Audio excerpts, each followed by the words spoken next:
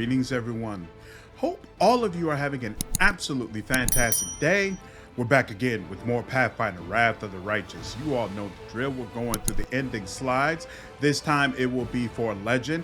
Obviously spoilers throughout the game, so if that worries you, should not be clicking on this video. Otherwise, let's go ahead and get into it. Life and death, destiny and great deeds, answers to mysteries, the search for one's true path. The mind can comprehend all of these, and then such concepts can be written down as a sequence of formulas, a series of lines, a chain of thought. Still, a moment always comes when it is time to wrap up, to reach a conclusion, to put a period at the end of the last sentence. The impossible rift, the bleeding wound that had tormented all of Golarion for 100 years, was finally healed. In a strange space beyond the horizon of the world, the commander parted with his shadow at last.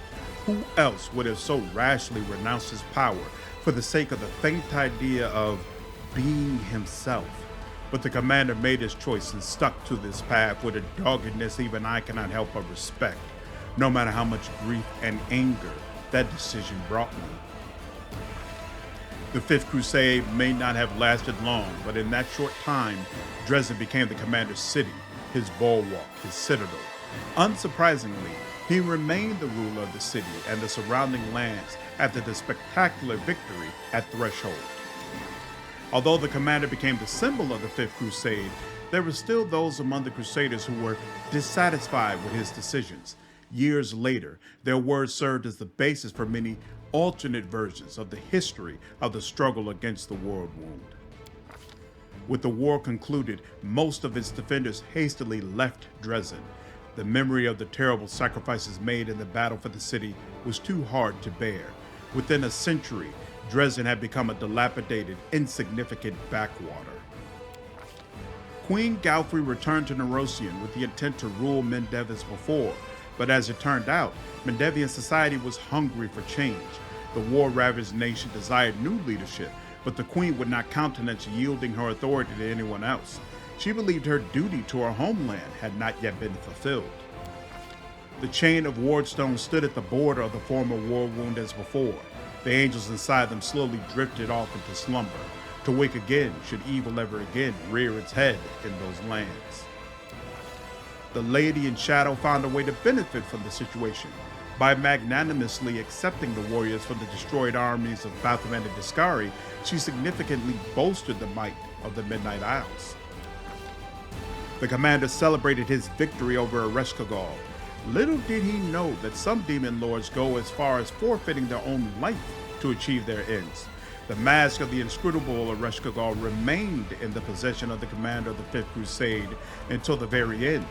He refused to, or could not find the strength to discard that sinister item, and shortly after the Battle of Threshold, he began disappearing for days at a time, then suddenly returning, unable to recall what had happened to him.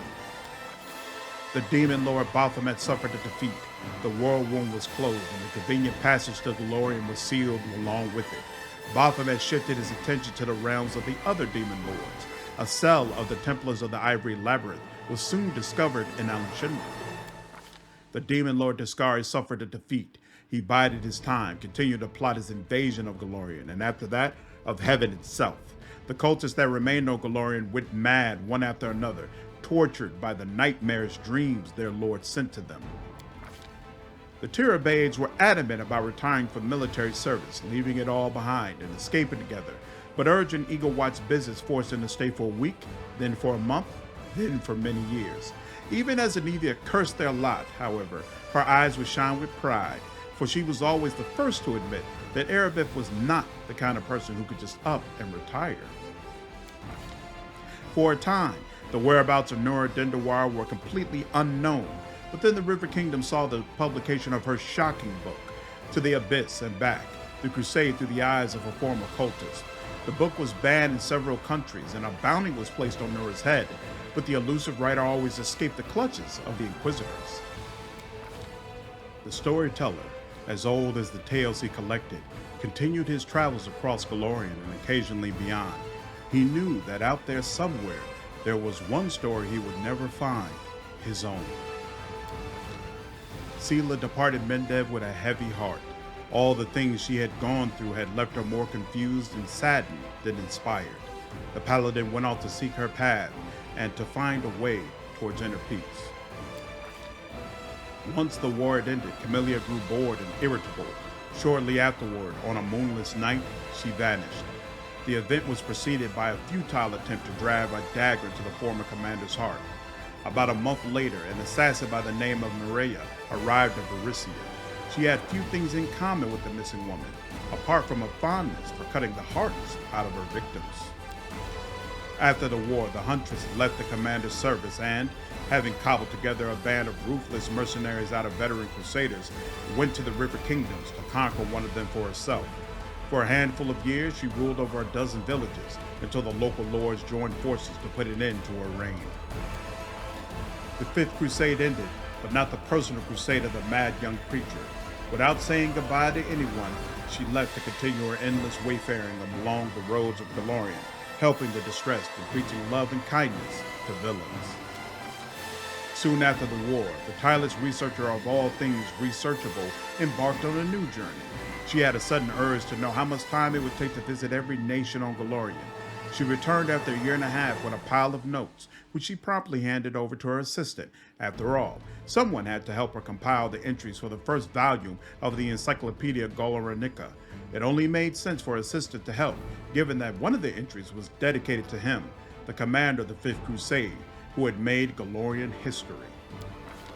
Shortly after the conclusion of the Fifth Crusade, Darren Arende's body was discovered at one of his estates. His head was missing, and any attempts to find it proved futile. Woljif was not tempted by the lords of a war hero, for his true heritage awaited him in the abyss. After saying his farewells to the chief, the former thiefling went to Alan Shinra to claim what was his by right. His vast experience in shady dealings meant that Woljif was in his element. He became the best fence and fixer in the city. He always knew where to find reliable assassins when the next shipment of artifacts would arrive from Golarion, and which aristocrats were planning a coup for this month. After the victory, Soseo returned home. Now a famed Crusader hero, he humbly officiated at a temple of Shelling, painted, grew sweet-smelling fruits, and made the best wine in the region. His former kindly smile returned less and less often. He avoided talking about the war, and when people asked about his brother's fate, he just curtly replied that Trevor had been killed by demons. Love breathed life into Soseo's breast. The commander's portrait became his first true masterpiece, but not his last. A hint of that gentle and unfailing love found its way into each of Soseo's paintings, filling even the most mundane landscapes and still lifes with a special meaning that only those in love could glean. Reza Derenge wrote a treatise on waging war against the demons, both a practical manual and a philosophical exhortation. And once that was done, he succumbed to the bleaching completely. He was posthumously reinstated in his order and buried with honors in the officer's cemetery. His treatise was used in all future wars against the Abyss by mortals, angels, and devils alike. Before he died, he managed to send a letter to the commander. Did it contain sincere farewells or a list of directives? Impossible to say. No one was privy to the contents except the recipient. Without bidding farewell to his comrades in arms, Greybor left Drezen. He returned to his craft, but gold no longer seemed as desirable a reward to him as before. He joined a fanatical sect of assassins, where he was able to immerse himself in his newfound lust for violence. Areelu made her triumphant return to the Abyss. The fabled succubus found many admirers, minions, and sycophants in Alan Shinra. Her authority grew. Soon, an unfortunate accident happened to the keeper of the battle bliss, and the arena found itself a new mistress.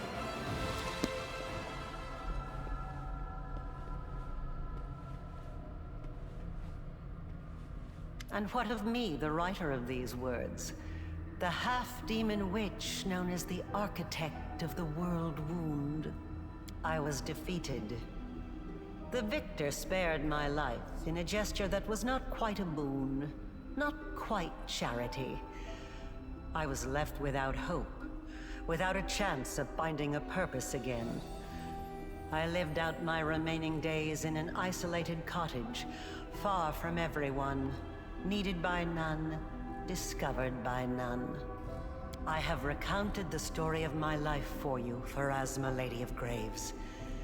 Not only of my life, but of the Commander's also. I believe the tale of such an illustrious figure would pique even a goddess's curiosity. Now you know everything. I await your verdict, goddess. Silence hangs over the boneyard. The Lady of Graves is weighing her decision, and it seems the entire universe is holding its breath, awaiting her pronouncement. Who would dare to break a silence so absolute? Intervene.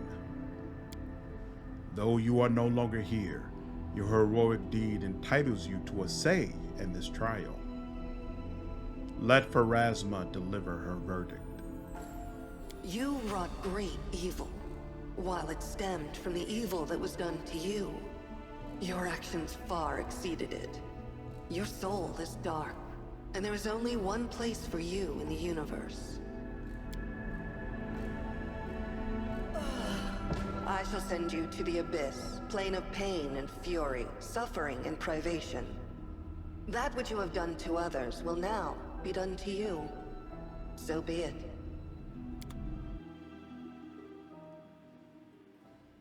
And that is the ending slides for Legend. Legend. I specifically wanted to do a playthrough where I messed up a lot of the companion quests and see what the end slides are like. So hope you all enjoyed that little switch up. If you enjoyed this video, please leave me a like down below, share this content, and subscribe to the channel if you haven't already. I will see you all in the next video. Take care.